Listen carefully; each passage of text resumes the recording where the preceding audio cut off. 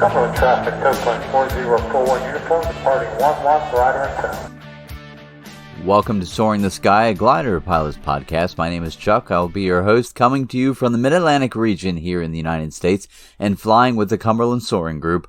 This is episode 50. This episode is brought to you by Arizona Soaring Incorporated, the nation's largest provider of professional glider training. Since 1969, they provided training from initial private through CFI glider and entry level through advanced aerobatics. Open year-round, 7 days a week. More information is available at azsoaring.com. On this episode of the podcast, we talk to Keith Schwab, a glider pilot with a PhD in physics, who didn't always love flying. In fact, while on a commercial flight crossing the Atlantic in some very extreme turbulence, he found himself stuck in the bathroom gripping the handles. That caused him to develop a serious fear of flying. Then something happened in 2014 while hiking one of the mountain peaks near Los Angeles that would change that fear and his path to aviation. Later on this episode, we will also discuss the opportunities for the soaring community to grow and possibly find a way to fund those that dream to soar. Also, some important news on the upcoming SSA Soaring Convention and some of the exciting things that will be happening in Little Rock next month. All this and more now on this episode of Soaring the Sky. Keith Schwab, welcome to the podcast. It is great to have you today. How are you? I'm doing great, Chuck. Thanks so much for inviting me. Absolutely. Great. So where are you flying out of? Right. So I live in Pasadena. I'm a professor of applied physics at Caltech, so I'm hanging around Southern California. I fly mostly out of two locations. I fly out of Crystal at the Southern California Soaring Academy, which is where I did all my studies there to learn how to soar. And for cross-country flying, I keep a glider at Inyokern and fly with the Sierra Soaring Club there. And Inyokern is at the south end of the Sierras, and it's just a fantastic place to launch, flying in the Owens Valley, on the Sierras, on the Whites, on the Inyos. Just epic flying in the Owens Valley. So when the conditions are really, ripping, the emails start circulating and everybody assembles and launches from Inyokern. It's really, really fun. So those are my two go-to spots. But I've flown at some other places as well, like Warner Springs and Tehachapi, but mostly at Crystal and Inyokern. That sounds amazing. The West, I haven't experienced soaring in the West yet. I've been out there, but yeah, I hope to do that. Well, can you tell me how this journey started with aviation for you? Yeah, so I am not a natural flyer, and like I mentioned just briefly when we were preparing for this a little bit, I was scared of flying. I used to travel a boatload for work, going to conferences and giving talks and all that kind of stuff, scientific talks around the world, and I eventually had, I used to fly a ton, so it was a lot of miles. And eventually I had a horrible experience. I was flying over the Atlantic in a big jet through the night, and I was in the bathroom, and we hit sustained intense turbulence over the Atlantic in the winter, and I couldn't get out of the bathroom. I had to hold on to the handles, and I was convinced I was going to die in this back of the plane breaking off into the cold ocean. So I started to get pretty scared of flying, and I really hated it. I hated the bumps and the turbulence. So that was where my mind was. I was hiking with one of my students in the local mountains here in Southern California, up Mount Baldy. It's a peak about 10,000 feet. And while we were at the top, this is October 2014, so I'm relatively new to all this. While I was at the top there, a glider came and swooped over us and came back a couple times, and I just couldn't believe it. I just thought it was just fantastic. So I got back home and I Googled. I found the airport. It must have been Crystal. I called them. I sent an email, and I said, hey, I'd like to get a glider experience. I was 45 at the time, and I thought if I don't do this, I probably will never do this, at least to get the experience to try it once. So they responded back and said, hey, we have a slot in the next weekend. And my fear of flying was enough that I was disappointed that they had a slot so early. I wanted to kind of mentally brace for this whole thing. But anyway, I just went. I just did it. You get old enough at some point, you just don't care about your fears, I guess. You just kind of bear it.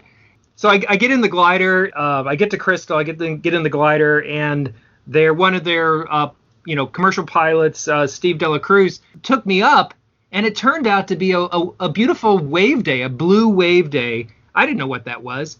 And we just released, near the San Gabriels, and we floated up to 14,000 feet. And, I'm a physicist, and gravity has a pretty strong force down on 1,000 pounds of fiberglass and people. And I couldn't understand how this thing is going up. So it's really crazy. We had this beautiful view out into the ocean from the desert. We flew around. He asked if I wanted to touch the controls. I did not want to touch anything. I thought this thing was intrinsically unstable. I didn't know how things flew, and I didn't want to touch anything. And we got down to the ground, and then I went and spoke to the guys hanging out in the office, and it was, Dale Masters, Ron Gregg, and Chris Bennett, the owner and operator of with Julie of the Southern California Soaring Academy. And I started talking to them, and I started to realize that these are very smart people, and they know a lot. Some of them, a couple of them were professional pilots, airline pilots who were teaching there. And I started to get the idea that the soaring community is actually extremely competent, that these are very, very smart people who love flying. And so I decided to start lessons after having a chat with them.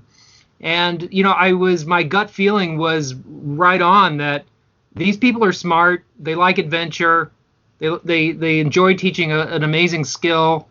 Soaring has this sweet spot of adventure and knowledge, risk management. Like rock climbing, you have to manage your risks.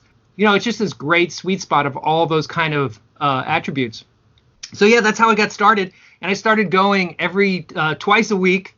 My schedule during that quarter was pretty flexible. What is it, like 8 months later or so, I did my first solo. Yeah, exactly. I just was, and then a year after that, I was prepared by Stuart Ayotte and Dale Masters. And a year after I soloed, I took my private pilot. It was just with Dan Grudgel. It was super great. Learned a lot. And then a year after that, I bought my first ship. And so I have this DG 303. I keep it at Inyokern. And my education into cross-country flying was when I met up with the group that had a camp out of Bishop, the Pacific Soaring Council. They brought a tow plane to Bishop, and I met up with them. And I started to learn how to fly on the Whites and the Inyos and then over to the Sierras. And I think in one flight, I was able to get all of my silver, all of my gold. It was incredible. I mean, it's just an all-day flight. It was just like, okay, once I got the idea of how to do cross-country, and I had the Owens Valley and all the landing sites in the Owens Valley within reach, I felt like I could just go. And I'm pretty conservative. I don't consider myself reckless, but I could keep these airports in reach, these landing sites, and just cover some distance. And I saw how to do that. And that was just incredibly valuable experience. So thanks to the guys at Pacific Soaring Council for including me. That made a huge impact on my cross-country soaring experience. Yeah, it sounds like you learned a lot fairly fast. Yeah, and I never felt like I was in a rush. I wasn't in a rush with the private pilot exam. Once I understood that this was something very interesting to learn how to do, and it has this beautiful adventure and interaction with nature and the mountains, I realized that I was going to do this probably for a long time. So then if that's the case, there's no rush to any particular goal. It's more about how to really understand how to do this, how to really do this, and to just enjoy doing it. So yeah, I just kept always learning and reading and just pushing forward, talking to people, trying to learn from them. So yeah, that it seems like it was fast, but I always felt like I was just kind of proceeding along methodically. And it's one of my skills. Like as a kid, I always just loved just learning new things. And I was never afraid of being really terrible at them at first. So I don't care about starting something new. And it's fun to build up those skills. So it's just been a great thing to learn how to do. Well, it sounds like you've had some pretty amazing flights, and we were talking earlier, and last week you actually had a flight that you were able to reach an altitude, I believe you said over 24,000 feet. Yeah. Yeah. So yeah, I posted that on a couple of the Facebook pages, like I Love the Sierras and Glide Forever, just to show people what we're doing out of Inyokern, and to kind of promote gliding, trying to look for pilots and all that. But I can tell you about the flight. So what happened was the actual flight was on the 12th of January this month. It was out of Inyokern, and the week before, we were all looking on SkySight, and there was an email from a younger pilot, Zach Yamichi, and he did the call that says, "Hey, looks like there's wave in Owens Valley, the Sierras, and also south near Mojave and in the desert of Edwards Air Force Base." He's like, "Hey, looks like the Sierras are going to do this wave. Anyone else want to fly?" I chimed in and was like, "Yeah, I'm down. Let's do this." And in the end, there was 4 of us who flew. It was Zach, myself, Britton Bluedorn, and Tom Sirkowski. And so we had a tow pilot lined up, and the night before, everyone came to assemble the night before. And then at 5 p.m. that night, the tow pilot emails saying, "Got a fever, can't tow tomorrow." Everyone's like, Oh, no. "Oh, shoot, this is going to suck. It's going to be a beautiful wave day, and then all the planes are ready to go, and the ships are ready to go, and no pilot." So ended up Mike Malice towed, and Mike was super generous getting out there to tow, and is someone who's involved in the Perlin project, and a big part of the community in Southern California for soaring. He tows at Crystal as well. So anyway, Mike stepped up, and it's just like amazing. We launched, first launch I think was around a little before 9 a.m. with Zach, and I was second. Just as the tow plane I was hooking up to the tow plane, he gets on the radio, Mike gets on the radio and says, "Oh, by the way, the turbulence is substantial. On a scale of 8 to 10 or out of 10, expect 8." And so this is right as you're getting hooked up, right? So you're just like, Yeah, right. It's not a good idea, right? So anyway, he on the ground, the winds were very light, so getting off the ground was fine. We hit some turbulence. It actually, for my tow, was not horrible. I spoke to him later, and he said the next couple tows were also not horrible, but his return back to the airport was terrible. Substantial turbulence. It was not pleasant, he said. So anyway, big thanks to Mike for making all this possible. So anyway, I towed out at 9:15 and released I took a look at the OLC trace. I released, I think, at around 6,000 feet, and 45 minutes later, I was at 21,500 feet. And this is right over the airport at Inyokern. And I was just kind of putzing around. I was just trying to fill up my tank because my goal was to head north to the edge of the 2508 complex that we fly in. So a bunch of us in this area, Southern California, around Edwards, there's a military flying MOA that we can fly in. You can get a letter of agreement with Edwards to fly into Class A airspace. And it's this Sage 2 clearance. A bunch of us have it. And so the day before you request, they put you on the schedule. When you're ready to break 18,000 feet, you call them on the radio. They tell you what to ping your transponder. They ask you where you expect to fly, and then they keep track of you while you're flying in their airspace. So you would think that the military airspace would be somehow a burden or more restrictive, but it actually turns out to be really great because they steer all the commercial traffic away from there. So it's really super that we can fly in that space. Now that's very cool. They do that for you. Yeah, it's great. And the guys at Joshua, who we speak to on the radio, are just unbelievably helpful. So anyway, it turned out it was kind of an unusual wave day. The winds were there's a westward component to the from the west over the Sierras making the wave, but there also was a huge north component. Eventually, in the Owens Valley, that up at like 23,000 feet. The north component, the winds were blowing at like 70 knots. So it was pretty fast, and had a big north component. So actually making progress in the wave to do like a big distance day, was pretty difficult. So I ended up plodding up north, and just the saga of flying. My wife always teases me. It's like, yeah, what was the soaring like? It's like, well, I flew to a cloud and I went up, and then I flew away and I went down, and then I go to a next cloud and I go up. It's just the same story over and over again. But this particularly, the wave flights around here, the wave works pretty well from Inyokern up to Olancha Peak, which is, maybe like 40 miles north of Inyokern. And then the Sierras make kind of a jog to the west as you go past what's called the switchbacks, which is, where Waltz Point is and stuff. It's just south of Whitney by 10 miles. Anyway, the Sierras, so the terrain, the ridgeline makes a deviation. And I've flown in the wave before, and I've always messed it up right around Olancha, Waltz Point, this area. And so I was up high, and I told myself, I'm not gonna bugger this up. Of course, I bugger it up. I ended up making the wrong choice. I hit some sink, and I was exploring to the west, and it seemed like more sinky, so I headed downwind, which was a mistake, and I ended up in huge sink near Waltz Point. And I went all the way from, 20,000 feet or something like that, down to 8,000 feet, and the Owens Valley around there is probably 4,000 feet. So I basically lost it all.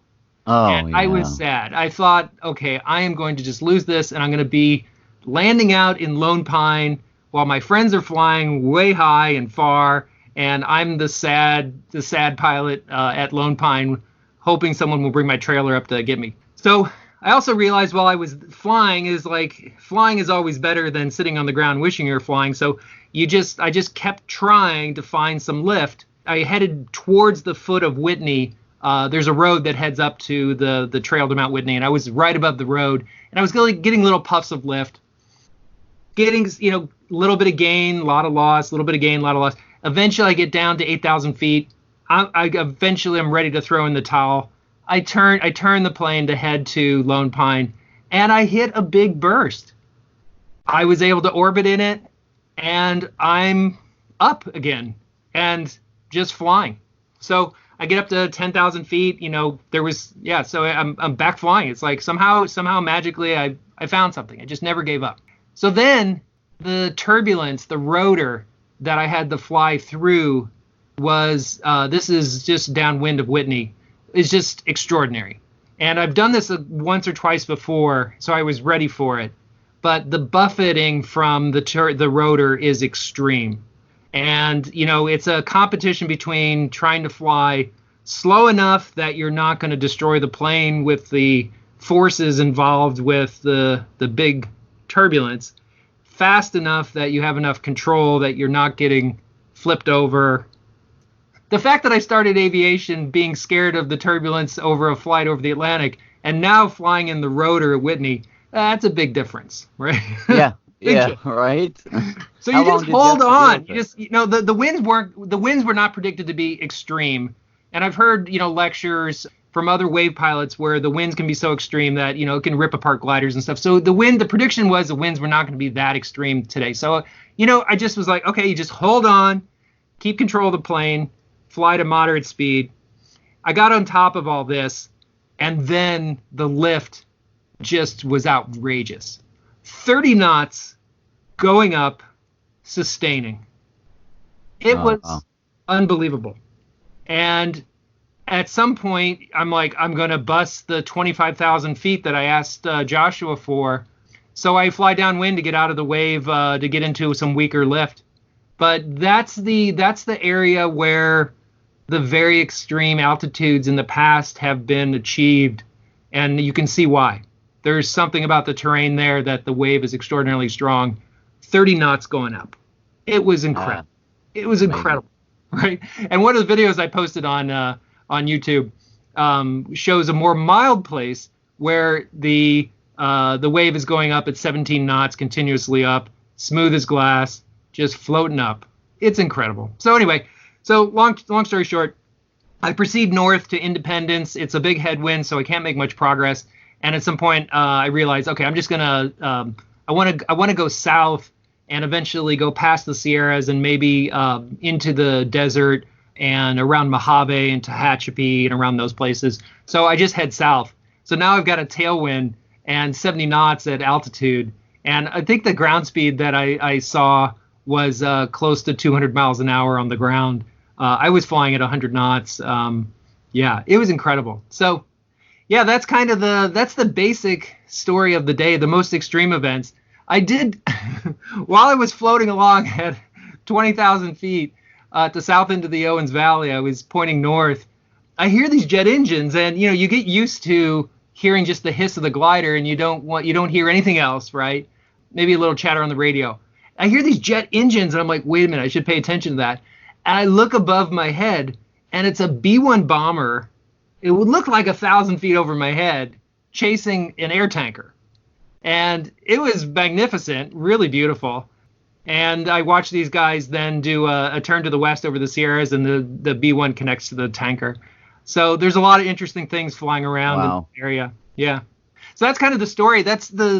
I didn't go as high as I think I could have. There certainly was lift going higher. I've achieved in the past 27,000 feet.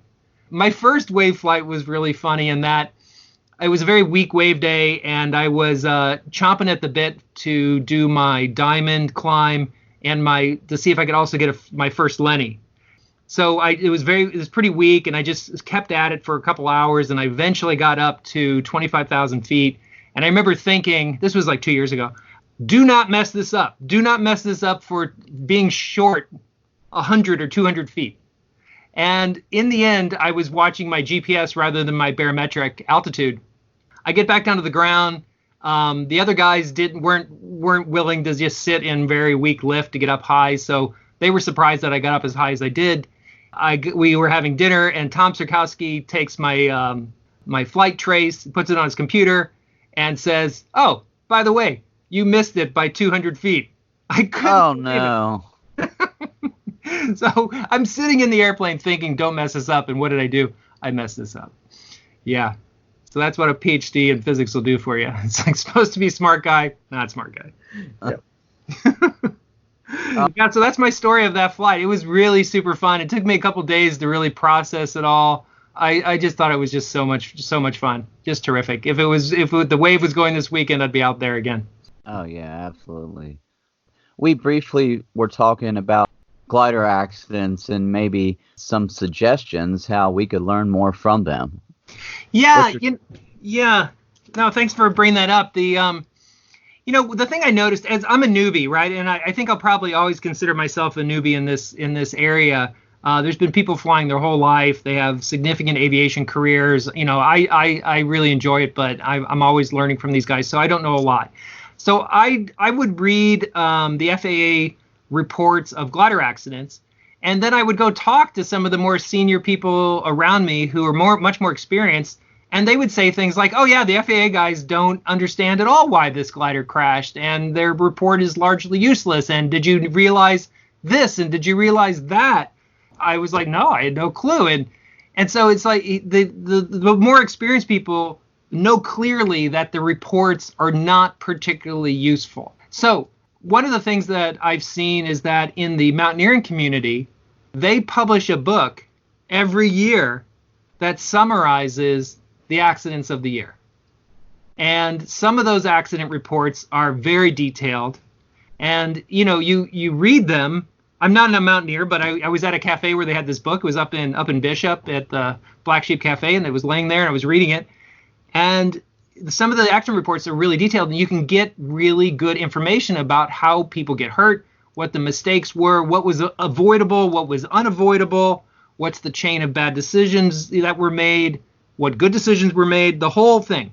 So what occurred to me was that what I would love to see, and this is just kind of a shout out to the soaring community in the States here, and I think it would be, fine internationally or whatever, but let's say here in the US, I would love to see a group of senior soaring pilots, 5 or 6, look at the crashes or the accidents that have happened in the last year or two. Pick 1 or 2 accidents. It doesn't have to be every single one, because it gets exhaustive, but pick 1 or 2 where you actually can understand what's happened and do a detailed write-up of what happened. What are the lessons to be learned? What can be taught? what was avoidable, what was unavoidable, right? So a deep dive into one or two. And so you can imagine if this was done long term, you have a pile of teaching material. Here's what happened here. Here's the bad decision was made. This person overflew a landable site and proceeded on to a non-landable place, right? Things like that. Yeah, So I think that'd be a great idea. I would love it. I would. I'm not experienced enough to be part of a panel to make, but helping organize such a thing, I would love to be a part of organizing it. But there is, I think the community would greatly benefit. And so I've heard some talk that maybe the Soaring Society doesn't want to advertise the accidents because it doesn't want to scare away pilots. I don't know. I don't believe that to be true. The mountaineering community, the mountains are calling. They call people. They come. The sky calls people. We will have people who want to do this if we give them opportunities to do it. So I think really looking into the accidents and writing some reports would be beautiful. I would love to see that. I agree. And, one of the questions I always ask on the podcast is, how do you feel we can be better and safer pilots? And that, I think, is a great idea to be if we had the information in front of us on things that happen, even if it saves one life, it's well worth it. Yeah, totally. And it's fascinating. And there's the human foibles and the psychology that is really deeply interesting. And how do you overcome that? All that kind of stuff is really, really interesting, and it will lead to lots of good discussions and thinking. So, yeah, I don't see any downside. Really, really interesting. How do you feel about the future of soaring and maybe what we could do to help out the sport? Yeah, so the age of the community is obvious. I'm 51. I often feel like kind of sometimes the youngster in the groups where I go. There's a couple of younger pilots that are around. Like we have Michael Marshall here at Caltech, who flew in the junior world championships in Hungary. There's Zach, who's flying with us out at Inyokern. So there's a few younger pilots, but it's pretty obvious that we need to figure out how to find new pilots. I think YouTube is an underutilized resource for soaring. Bruno's vessels videos are incredibly good. But I think even more produced videos, shorter, that are more produced, would be really fantastic. There was Matt Wright, Beleka. His videos with his soundtracks are unbelievably awesome on YouTube. So stuff like that. And they say that, like YouTube has a huge viewership from young men.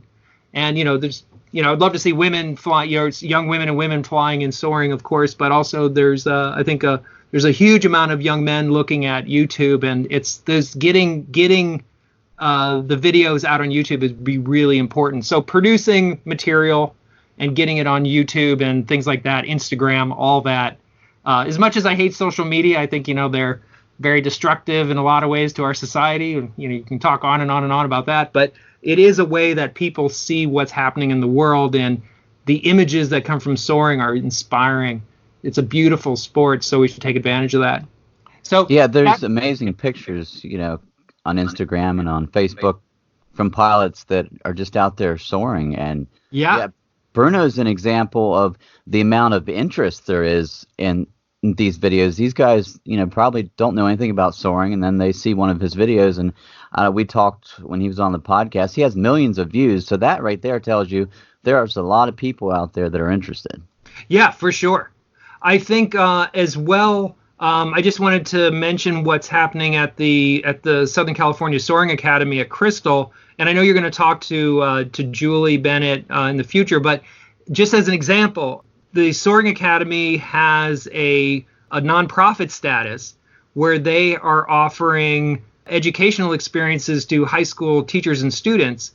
And talking to Julie, she just told me, I was out there at Crystal on Monday flying with my son, for a 6-year-old son. She said that they have flown 600 eighth graders in this program.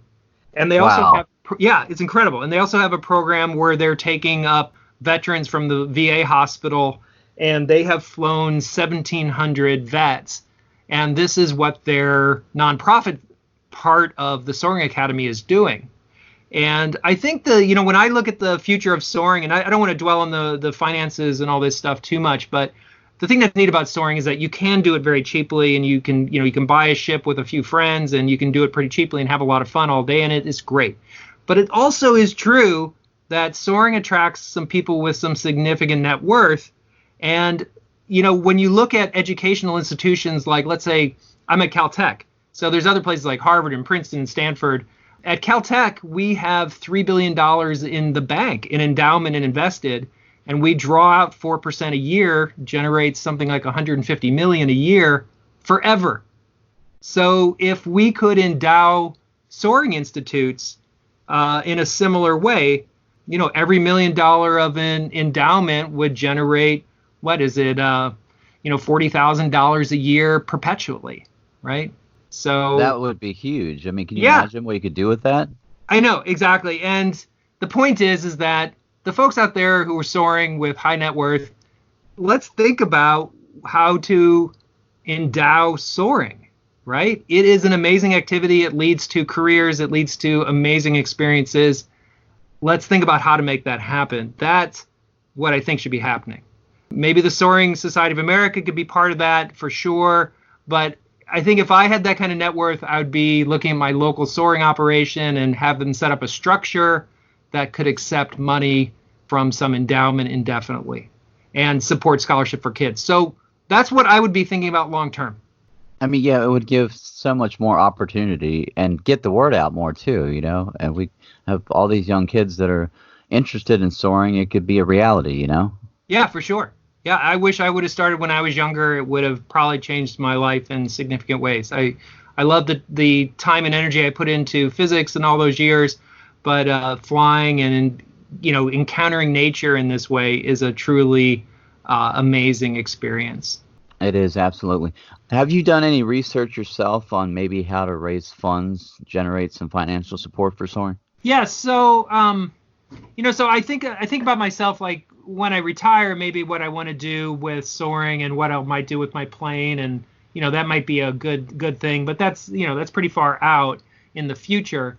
More recently, just last summer, we had a student here at Caltech, Michael Marshall, participate in the Junior Worlds and in Hungary. On his behalf, I approached our senior administrators here at Caltech and, thought it was just amazing that we have this PhD student who is involved at this kind of level of competition. And I was able to, secure from Caltech $10,000 of support to send Michael to the Worlds, cover all his costs, and just make it possible and financially just not an obstacle.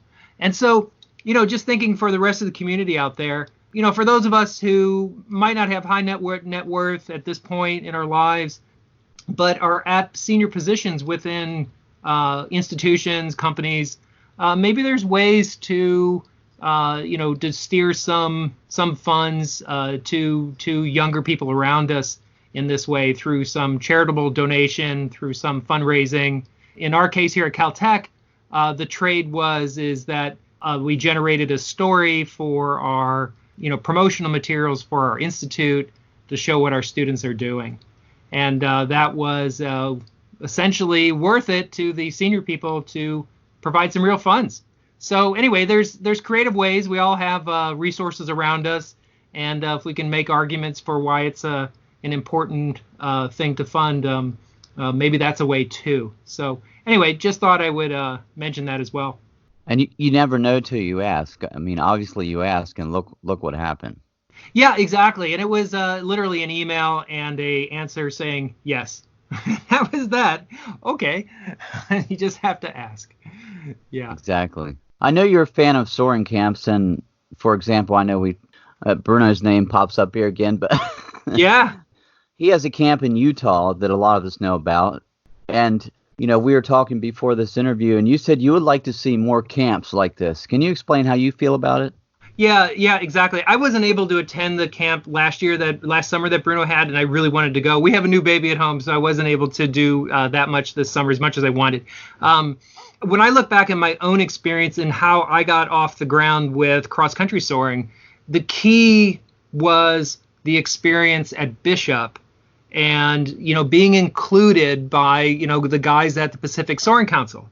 And I was a nobody, and they allowed me to come. And, I see sometimes that there are soaring safaris that people organize where, it's all the same old guys, and they're not open necessarily to, I can see the list of people flying, and they should be including some younger pilots. So, if you're doing a soaring safari, make sure you include some of the guys who you haven't been flying with for 30 years. So that's one suggestion. I think Bruno's camp, the cross-country camp that he did, that's terrific. And I think more of those. I'm going to try to be able to hit some of those in the coming summers. I think it sounds really fun way to explore different places. So, yeah, I just would think about how to reach out to the people who are on the edge of cross-country and including these folks. I think that's a really key thing. I know you probably like Forrest Gump. That's all I got to say about that. Have you set any soaring goals for yourself in the coming months? Yeah. So this summer, my goal this summer is to do a 750K out and back. That's my big goal. My first kind of diploma flight. Yeah, that's what I'm really trying to hit. I want to try to get to the Minden Wave Camp this spring. Hopefully that can work out, assuming our little Sophie is sleeping through the night by then. So yeah, so that. But just a bunch of cross-country experience. I've been flying a lot of the same route on the Whites and the Inyos, and I'd like to be able to try to reach out into Nevada a little bit, towards Tonopah. So exploring a little bit more of the terrain. I always have this fantasy, and one of the guys I was soaring with this summer had done this, and I want to try this as well. I don't know if I'll be able to do it this summer. Is two consecutive good days of soaring on the Sierras. One, you fly up to Minden from Inyokern and land and spend the night, and then the next day fly back. That is a good 2 days. That sounds amazing. Doesn't it? Yeah, I mean, come on. Yeah, so those are kind of my goals right now. I am, the high altitude stuff I find really interesting. And Britton Bluedorn in the Sierra Soaring Club has set up a system in his glider that's a redundant system with an A14 that can reach. He's going to reach 35,000 feet with that. And it's really interesting to consider how to reach that kind of altitude safely. Longer term, I'd really like to be able to try to do that in a safe way. So yeah, it's fun to push the envelope. Yeah, well, I'm not pushing it too far yet. I'm still I'm working on it. Yeah, got to get the winter out of the way here in the Appalachians, and then maybe I can get some soaring in soon. Yeah.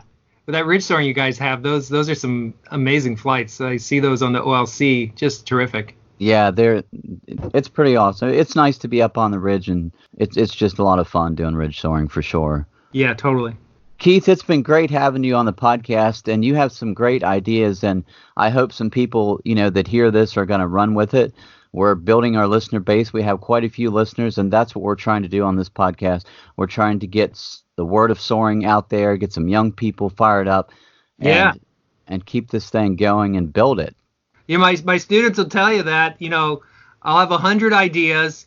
90 of them are just certifiably bad, horrible. 10 of them are okay, and probably one of them is really good. So, yeah, if any of these ideas are great, that would be pretty lucky. I think they're all great ideas, and I appreciate you sharing them. Keith, I do thank you again for being on the podcast. It's been great to have you. Some great ideas, and I know that some people will pick up and run with those. Thanks, Chuck, so much for having me. I hope I haven't embarrassed myself with saying anything really silly, but those are some ideas and some thoughts that I've had. So anyway, thanks again. I really appreciate it. You are very welcome, Keith, and thank you for joining us today. Some great ideas for sure on how to grow the soaring community. An important event is coming up next month in Little Rock, Arkansas. That is the SSA Soaring Convention. There's going to be lots of great stuff going on. Some great speakers sharing their story, like Sarah Arnold, your current women's world champion, as well as Catherine Fossa and Sylvia Grandstaff, just to mention some of the people that will be there. The dates of the convention will be February 19th through the 22nd. And for more information, you can go to ssa.org on that. And for more info on how to get in touch with us here at Soaring the Sky and be a part of the Soaring community on social media, here's Michelle. You can find us on social media. On Facebook, it's Soaring the Sky Podcast. On Instagram, it's the same, Soaring the Sky Podcast. If you would like to say hi, just drop Chuck a line at chuck@soaringthesky.com. Or you can send us a note on the website, soaringthesky.com.